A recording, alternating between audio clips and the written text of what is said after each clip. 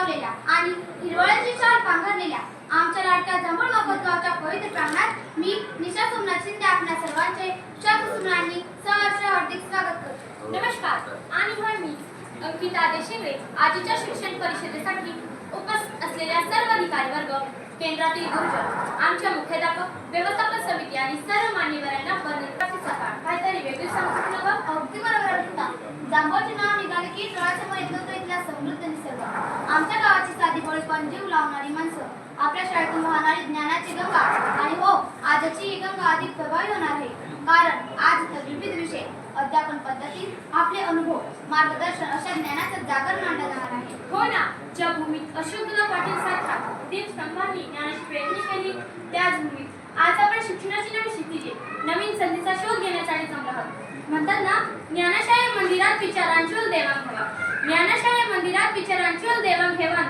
प्रगत शिक्षणाच्या वाटेवर जांभूळचे नाव होई महान, जांभूळचे नाव होई महान। काळाची पावले ओळखून आपल्या विद्यार्थ्यांना अधिक सक्षम कसे बनवावे आणि त्यासाठी तालुक्याचे तथा केंद्राचे ज्ञानदूत एकत्र आले। तर मग उशीर न करता ध्येयाकडे झेप घेणाऱ्या आपल्या शैक्षणिक उत्सवाचा प्रारंभ करूया। मी आपल्या केंद्राचे केंद्रप्रमुख आदरणीय श्री हेमंतदादा पाटील यांनी शिक्षण परिषदेचे अध्यक्ष स्थान स्वीकारावे अशी विनंती करते।